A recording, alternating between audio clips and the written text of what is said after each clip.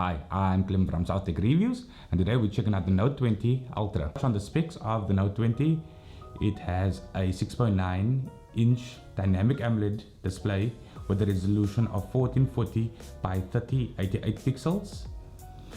In recent devices, Samsung has started to tone down the edge display, making it more of a flat surface, but still it maintains a screen to body ratio of 91.7. So whatever's happening on the display, it will just help you enjoy your content so much more. So with the introduction of the Samsung S20 Ultra, they brought a high refresh rate screen, and with the Note 20 Ultra it's no different.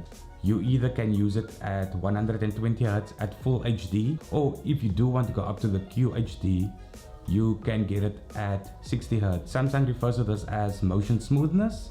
I've always liked the S Pen on these devices, the way it responds to the display and how accurate it is.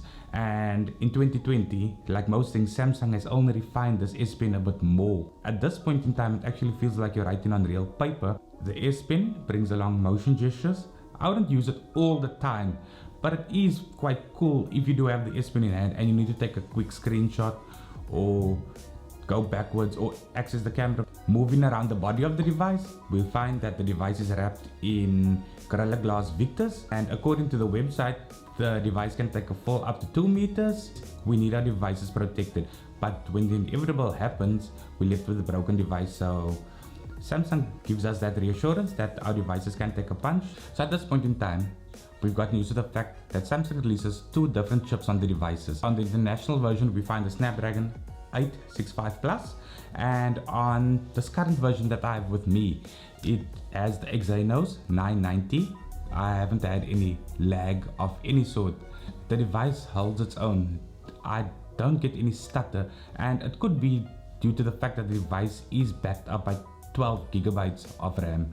In all these tasks I've been doing, the 4500 mAh battery doesn't disappoint, as it takes me through a full day regardless of how hard I use the device. If you got the 12 gigabyte variant of the device, it means you have the 256 gigs of internal storage on the device as well, and that can be backed up by SD card, and the media you can capture on this device, 256 gig will fill up pretty fast. I know back in the day people weren't fans of TouchWiz, and Samsung has been listening with their software update. As of the last Unpacked, Samsung has announced that they will be supporting the devices over a 3-year period with regards to software, and that is pretty awesome. It actually puts Samsung in line with most smartphone manufacturers at this point in time. Not to mention the fact that right now with the Samsung Note 20 and Note 20 Ultra, you get wireless decks. Decks used to have a little module where you plug your phone in and it would be able to mirror a PC-like or Windows-like appearance on a PC display, where you'd be able to control it with a keyboard and a mouse.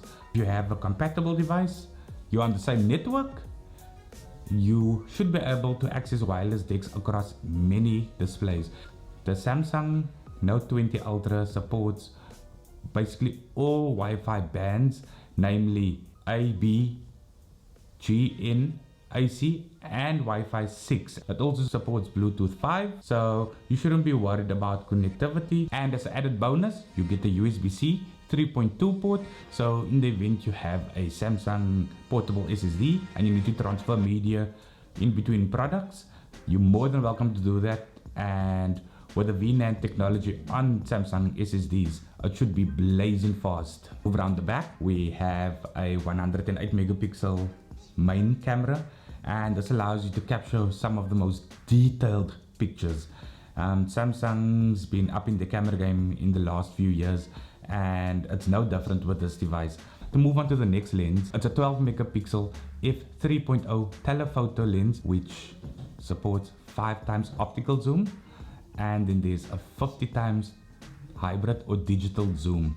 The device also offers a 12 megapixel f2.2 120 degree ultra wide, and the device brings you 8K at 24 frames per second. The 24 frames is pretty standard. While shooting 8K, I haven't experienced overheating, and I know most people will say it's due to the different codec that is used, and sure it is, but just think about it, this is a mobile device that is able to capture 8K. It also does 4K at 60 and 30 frames per second, or Full HD at 30, 60 and 240 frames per second, and also your super slow-mo at 960 frames per second, but that's at 720p. Moving around the front of the selfie camera, we have a punch hole display, as I've mentioned, and that is a 10 megapixel camera up front, which is able to capture a number of different resolutions. And it's pretty cool if you into the vlogging scene, whereby you'd be able to capture something like this. So this is happy hour at Boza. I'm testing out the Samsung Galaxy Note 20. The front camera quality is awesome. Cheers. The display is just gorgeous, and nobody builds displays like Samsung. It is a 35,999 Rand device. And do I feel it's worth it for the price? Sure, it's a bit steep, but now you need to look at what you get in with the device. You get in a device that's able to shoot 8K. You get in a device that has the S Pen and the S Pen functionalities.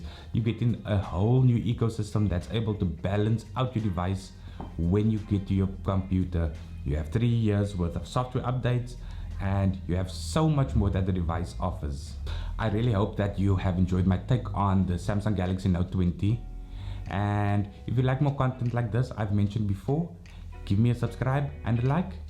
And as always, thank you very much for the love on social media. Till we meet again, goodbye.